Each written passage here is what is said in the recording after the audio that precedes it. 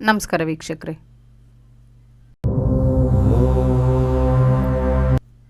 ಭಗವಾನ್ ವಿಷ್ಣುವಿನ ದಶಾವತಾರಗಳಲ್ಲಿ ಎರಡನೆಯದಾದಂಥದ್ದು ಕೂರ್ಮ ಅವತಾರ, ಅಂದರೆ ಆಮೆಯ ಅವತಾರ.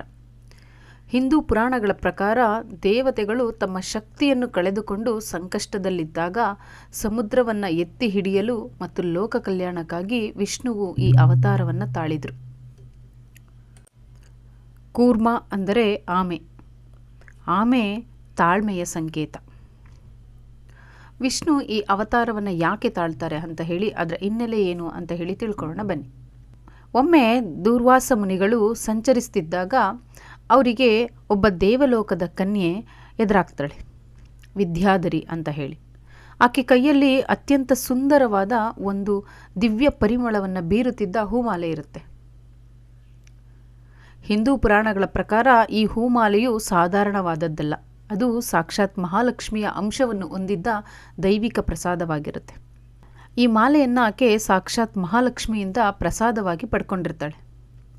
ಈ ಮಾಲೆಯ ವಿಶೇಷ ಏನಂದರೆ ಅದು ಎಂದಿಗೂ ಬಾಡೋದಿಲ್ಲ ಮತ್ತು ಅದನ್ನು ಧರಿಸಿದವರಿಗೆ ಸಕಲ ಐಶ್ವರ್ಯ ಹಾಗೂ ಸೌಭಾಗ್ಯಗಳು ಲಭಿಸ್ತಿರ್ತವೆ. ಮುನಿಗಳು ಆ ಮಾಲೆಯ ದೈವಿಕ ಪರಿಮಳಕ್ಕೆ ಮಾರು ಹೋಗ್ತಾರೆ. ಅದನ್ನು ತಮಗೆ ನೀಡುವಂತೆ ಕೇಳ್ಕೊತಾರೆ. ಆಕೆ ಭಕ್ತಿಯಿಂದ ಮಾಲೆಯನ್ನು ಮುನಿಗಳಿಗೆ ಸಮರ್ಪಿಸ್ತಾಳೆ. ದೂರ್ವಾಸರು ಅದನ್ನು ತಮ್ಮ ಜಟೆಯಲ್ಲಿ ಧರಿಸಿ ಸಂಚರಿಸ್ತಿರ್ತಾರೆ. ಮಾರ್ಗ ಮಧ್ಯದಲ್ಲಿ ಐರಾವತವನ್ನೇರಿ ಇಂದ್ರದೇವನು ಬರ್ತಿರ್ತಾನೆ. ಆಗ ದೂರ್ವಾಸ ಮುನಿಗಳು ಸಂತೋಷದಿಂದ ಆ ದೈವಿಕ ಮಾಲೆಯನ್ನು ಇಂದ್ರದೇವನಿಗೆ ಪ್ರಸಾದವಾಗಿ ಕೊಡ್ತಾರೆ. ಆದರೆ ಅಧಿಕಾರದ ಅಹಂಕಾರದಲ್ಲಿ ಇದ್ದ ಇಂದ್ರನು ಆ ಹಾರವನ್ನು ಗೌರವಿಸದೆ ತನ್ನ ಆನೆಯಾದ ಐರಾವತದ ಮಸ್ತಕದ ಮೇಲೆ ಎಸ್ಬಿಡ್ತಾನೆ. ಆನೆ ಆ ಮಾಲೆಯನ್ನು ವಾಸನೆಯನ್ನು ತಡ್ಕೊಳ್ಳೋಕ್ಕಾಗದೆ ಕೆಳಗೆ ಎಸ್ದುಬಿಟ್ಟು ಕಾಲಿನಿಂದ ತುಳಿದ್ಬಿಡುತ್ತೆ.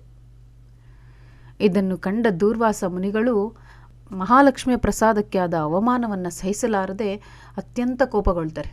ಆಗ ಅವರು ಲಕ್ಷ್ಮೀ ಪ್ರಸಾದವನ್ನು ಅವಮಾನಿಸಿದ ನಿನಗೆ ಮತ್ತು ನಿನ್ನ ದೇವಲೋಕಕ್ಕೆ ದಾರಿದ್ರ್ಯ ಒದಗಲಿ, ನಿನ್ನ ಸಕಲ ಸಂಪತ್ತು ಮತ್ತು ಐಶ್ವರ್ಯವು ಸಮುದ್ರದ ಪಾಲಾಗಲಿ ಅಂತ ಹೇಳಿ ಶಾಪ ಕೊಟ್ಬಿಡ್ತಾರೆ. ಈ ಶಾಪದ ಪರಿಣಾಮವಾಗಿ ದೇವತೆಗಳು ಶಕ್ತಿಹೀನರಾಗ್ಬಿಡ್ತಾರೆ. ಮತ್ತು ಲಕ್ಷ್ಮೀ ದೇವಿಯು ದೇವಲೋಕವನ್ನು ತೊರೆದು ಸಮುದ್ರವನ್ನು ಸೇರಿಬಿಡ್ತಾಳೆ. ದೇವರಾಜ ಇಂದ್ರನು ಅಸುರರಿಂದ ಸೋಲಲ್ಪಡ್ತಾನೆ. ಆಗ ಅವರು ಇದನ್ನು ಸರಿಪಡಿಸಲು ಬ್ರಹ್ಮನ ಬಳಿ ಹೋಗ್ತಾರೆ. ಆಗ ಬ್ರಹ್ಮದೇವರು ಇದನ್ನು ಸರಿಪಡಿಸ್ಬೇಕಂದ್ರೆ ನೀವು ವಿಷ್ಣುವಿನ ಹತ್ರ ಹೋಗಿ ಕೇಳ್ಕೋಬೇಕಂತ ಹೇಳ್ತಾರೆ. ಆಗ ಎಲ್ಲ ದೇವತೆಗಳು ವಿಷ್ಣುವಿನ ಹತ್ರ ಹೋಗ್ತಾರೆ. ವಿಷ್ಣುವಿನ ಹತ್ರ ಹೋಗಿ ರಕ್ಷಣೆ ಮಾಡುವಂತೆ ಕೇಳ್ಕೊತಾರೆ. ಆಗ ವಿಷ್ಣು ಇದನ್ನು ಸರಿಪಡಿಸಲು ಅಮೃತವನ್ನು ನಾವು ಪಡ್ಕೋಬೇಕಾಗುತ್ತೆ ಅಂತ ಹೇಳ್ತಾರೆ.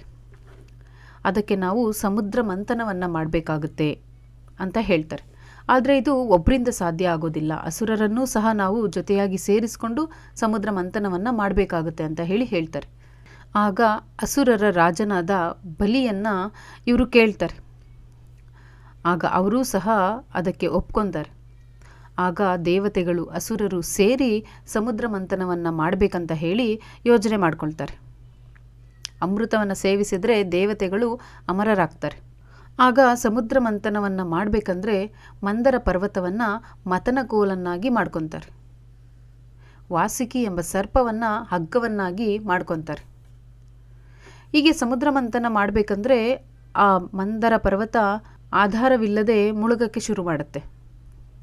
ಆಗ ಭಗವಾನ್ ವಿಷ್ಣು ಬೃಹತ್ ಆಮೆಯ ರೂಪ ತಾಳಿ ಸಮುದ್ರದ ತಳಕ್ಕೆ ಹೋಗಿ ತನ್ನ ಭದ್ರವಾದ ಬೆನ್ನಿನ ಮೇಲೆ ಮಂದರ ಪರ್ವತವನ್ನು ಹೊತ್ತುಕೊಂಡು ಅದಕ್ಕೆ ಸ್ಥಿರವಾದ ಆಧಾರವನ್ನು ನೀಡ್ತಾರೆ.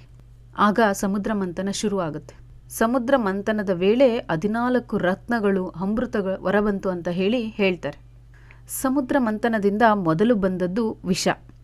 ಅದನ್ನು ಶಿವ ಸೇವಿಸಿ ಗಂಟಲಿನಲ್ಲಿಯೇ ಉಳಿಸಿಕೊಂಡು ನೀಲಕಂಠರಾಗ್ತಾರೆ. ನಂತರ ಸುರಭಿ ಎಂಬ ಹಸು ಬರುತ್ತೆ. ಅದನ್ನು ಯಜ್ಞ ಕಾರ್ಯಗಳಿಗೆ ಅಗತ್ಯವಾದ ಸಕಲವನ್ನು ನೀಡುವ ಶಕ್ತಿ ಇದೆ ಅಂತ ಮಹರ್ಷಿಗಳ ವಶಕ್ಕೆ ಕೊಡ್ತಾರೆ. ಹಾಗೆ ಮಂಥನ ಮುಂದುವರಿತಾ ಇರುತ್ತೆ. ಆಗ ಸಾಗರದಾಳದಿಂದ ಉದ್ಭವಿಸಿದ ಚಂದ್ರನಷ್ಟು ಬೆಳ್ಳಗಿನ ಉಚ್ಚೈಶ್ರವಸ್ ಎಂಬ ಅಶ್ವವನ್ನು ಬಲಿ ಮಹಾರಾಜನು ಸ್ವೀಕರಿಸ್ತಾನೆ. ಅನಂತರ ಐರಾವತ ಬರುತ್ತೆ. ಮತ್ತು ಇತರ 8 ಆನೆಗಳು ಸಿಗ್ತವೆ. ಅದನ್ನು ಇಂದ್ರದೇವನು ಪಡೆದುಕೊತಾನೆ. ನಂತರ ಕೌಸ್ತುಭಮಣಿ ಬರುತ್ತೆ. ಅದನ್ನು ಮಹಾವಿಷ್ಣು ತನ್ನ ವಕ್ಷಸ್ಥಳದಲ್ಲಿ ಅಲಂಕರಿಸಿಕೊಳ್ತಾನೆ. ನಂತರ ಪಾರಿಜಾತ ಪುಷ್ಪ ಬರುತ್ತೆ. ಅದು ದೇವತೆಗಳ ಪೂಜೆಗೆ ಬಳಸಲಾಗುತ್ತೆ. ಅಪ್ಸರೆಯರು ಬರ್ತಾರೆ.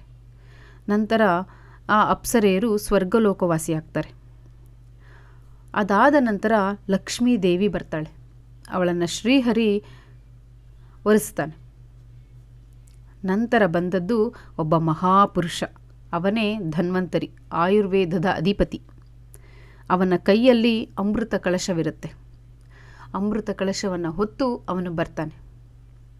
ಅಲ್ಲಿಗೆ ಸಮುದ್ರ ಮಂಥನದ ಕಾರ್ಯ ಮುಕ್ತಾಯವಾಗುತ್ತೆ. ಈ ಕಾರ್ಯ ಸಾಧನೆಗಾಗೇ ವಿಷ್ಣು ಕೂರ್ಮ ಅವತಾರವನ್ನು ತಾಳಿದ್ದು. ಕೂರ್ಮ ಅವತಾರದ ಮಹತ್ವ ಏನೆಂದರೆ, ಯಾವುದೇ ದೊಡ್ಡ ಕಾರ್ಯವು ಯಶಸ್ವಿಯಾಗಬೇಕಾದರೆ ಅದಕ್ಕೆ ಬಲವಾದ ಮತ್ತು ಸ್ಥಿರವಾದ ಆಧಾರ ಬೇಕು ಎಂಬುದನ್ನು ಈ ಅವತಾರ ತಿಳಿಸುತ್ತೆ.